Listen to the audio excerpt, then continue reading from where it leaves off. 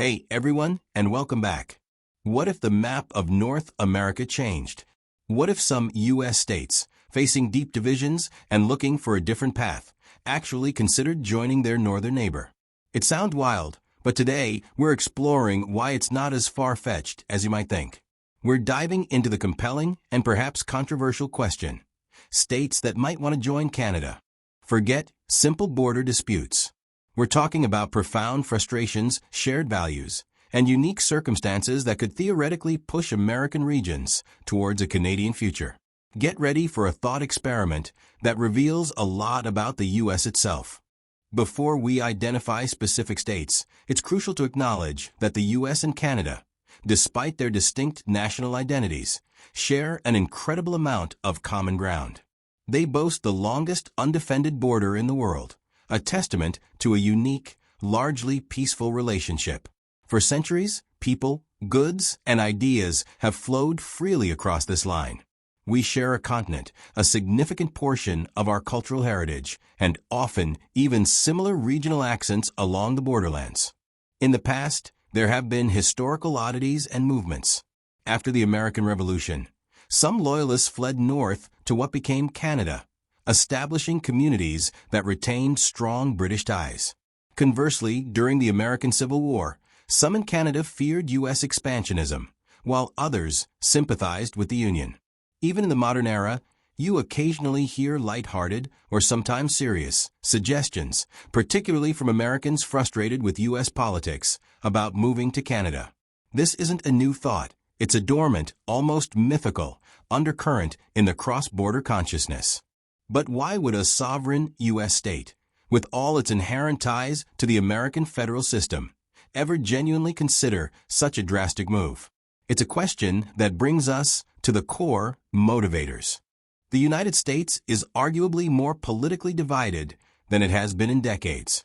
The stark contrast between red and blue states, the bitter partisan gridlock in Washington, D.C., and a perceived inability to address fundamental issues like climate change or health care effectively, leave many Americans deeply frustrated.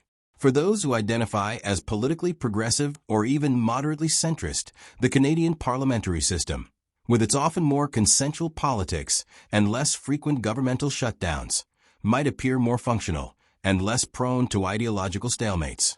A state tired of the constant political warfare might see Canada as a calmer, more pragmatic political environment. This is perhaps one of the most significant wedges. Canada's social policies often align more closely with the progressive values held by many Americans, particularly in specific regions. Asterisk healthcare.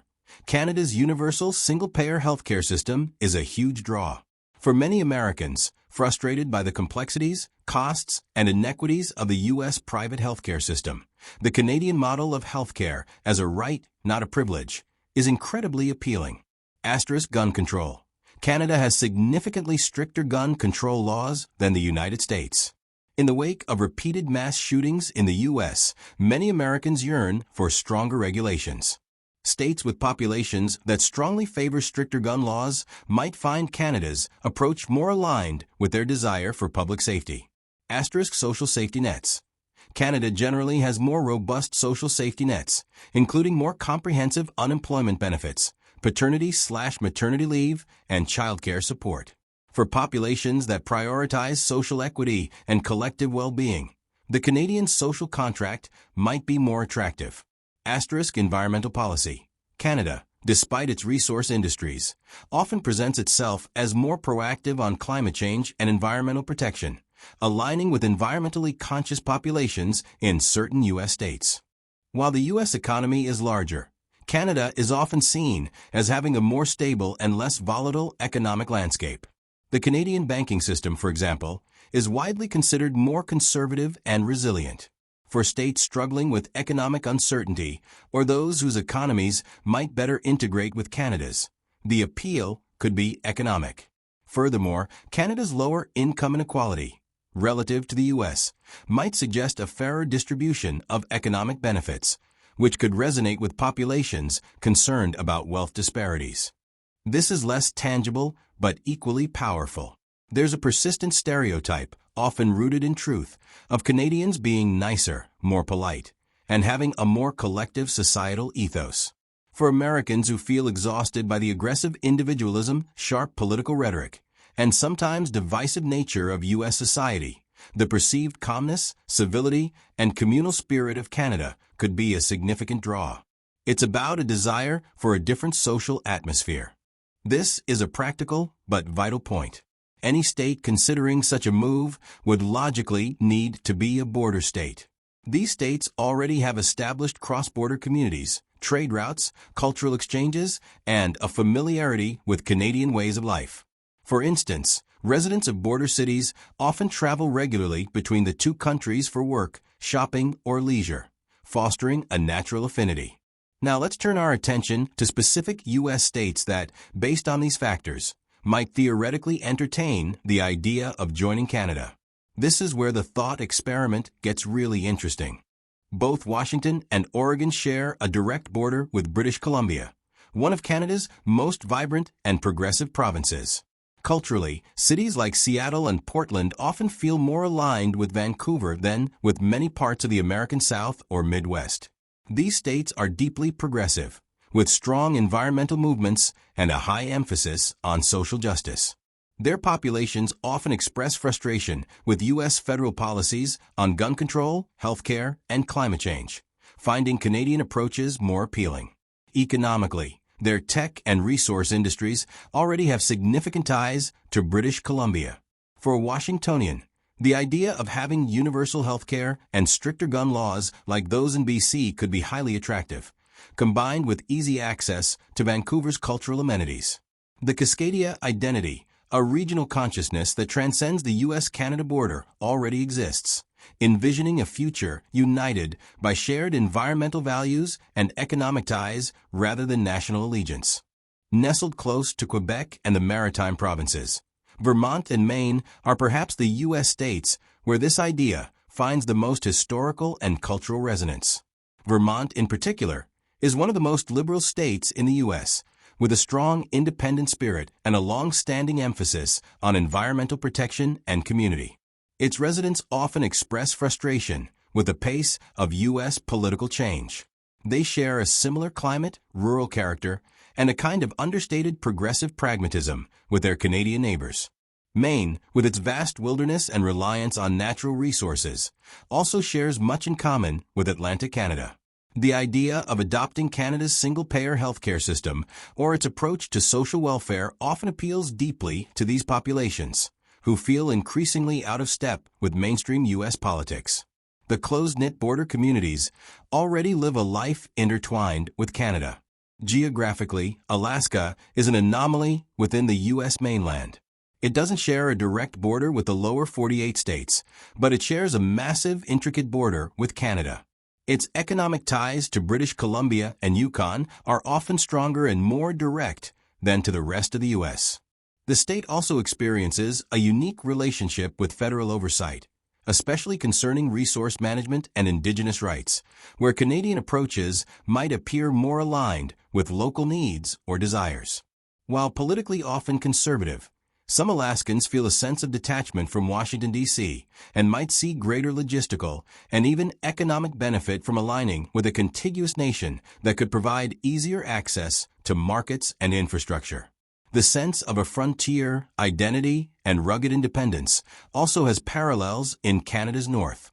Minnesota is known for its strong progressive leanings, high social trust, and emphasis on public services, qualities often associated with Canada.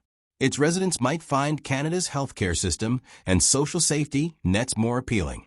Economically, there are strong trade ties across the border. Michigan, especially its economically diverse southern region, has deep historical and industrial ties to Ontario, particularly through the automotive industry. The Detroit-Windsor border is one of the busiest in North America. While Michigan can be a swing state, its large urban centers often share progressive values with Canadian cities. For many, the cultural and economic integration with Canada is already a daily reality. The shared environmental challenges of the Great Lakes also foster a collaborative spirit that transcends national lines. While often more conservative, North Dakota and Montana share long, often sparsely populated, borders with Canadian provinces like Saskatchewan and Alberta. Their economies are heavily reliant on agriculture, energy, and resource extraction, industries that have strong parallels in Canada. For residents of these states, the proximity to Canadian markets and existing trade infrastructure might be appealing. In times of U.S. federal policy shifts that impact their primary industries, a closer alignment with Canada's regulatory or economic frameworks could become a consideration. The shared rural values and cross-border family ties are also significant. It's important to note that any desire to join Canada would likely be concentrated in specific regions within these states, rather than a monolithic, statewide consensus.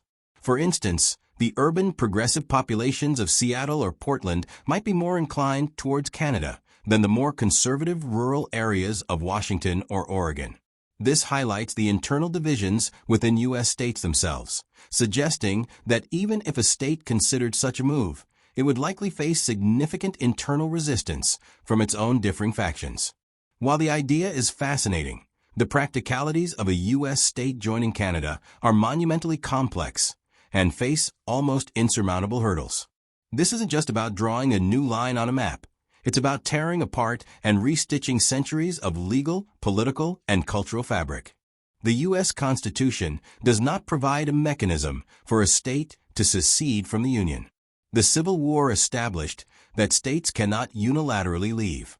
A state joining Canada would effectively be an act of secession, which the U.S. federal government would almost certainly resist legally and potentially militarily. Countless treaties, international agreements, and domestic laws govern the relationship between the U.S. federal government and its states, as well as between the U.S. and Canada. Renegotiating these would be a diplomatic nightmare. While Canada's constitution provides paths for provinces to join or leave, incorporating a U.S. state would be unprecedented and likely require significant constitutional amendments and broad consensus across all existing Canadian provinces. No U.S. federal government, regardless of party, would willingly allow a state to leave and join a foreign power. This would be seen as a fundamental challenge to national sovereignty and territorial integrity. While pockets of interest might exist, the vast majority of Americans, even those critical of their government, identify strongly as American. The idea of changing citizenship, currency, legal systems, and national identity would be a bridge too far for most. Would Canada genuinely want to absorb a U.S. state? This would bring in a large population with potentially different political cultures, existing U.S. debt, and complex integration challenges. It could also severely strain Canada's relationship with its giant neighbor. It's also important to briefly consider Canada's side of this hypothetical scenario. While the idea might appeal to some Canadians due to a sense of expanded influence or the integration of like-minded populations, it would present an unprecedented challenge. On one hand, absorbing a progressive U.S. state might strengthen Canada's political identity and economic footprint. On the other, it would fundamentally alter the delicate balance of federal-provincial power, potentially reigniting internal debates about national unity, especially in Quebec. The integration costs, the potential for political instability, and the sheer scale of the undertaking would be immense. Canada values its stable, peaceful relationship with the U.S., and initiating such a move would shatter that foundation. So, while a fun thought experiment, the practical reality for Canada would likely be a resounding no. In conclusion, while the idea of a U.S. state joining Canada remains firmly in the realm of hypothetical thought experiments, it serves as a powerful barometer of discontent within the United States. The fact that this idea even surfaces speaks volumes about the challenges of political polarization, economic inequality, and social division facing the nation. It highlights a yearning among some populations for different approaches to healthcare, gun control, social welfare, and political discourse, approaches they perceive as more aligned with Canadian values. It underscores the profound regional differences within the U.S. itself, where some areas feel increasingly disconnected from the national mainstream. Ultimately, the thought of looking north isn't about a literal, imminent change of borders. It's a vivid symptom of a deeper conversation happening across America about what it means to be American today, what core values the nation should uphold, and how to forge a path forward in an increasingly divided society. This fascination with the Canadian option is less about leaving the U.S. and more about a desire for change within North America itself. What are your thoughts on this fascinating hypothetical? Do you think the forces pulling certain regions towards Canada are stronger than we imagine? Share your perspectives in the comments below.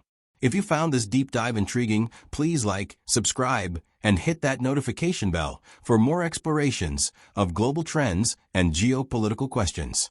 Thanks for watching.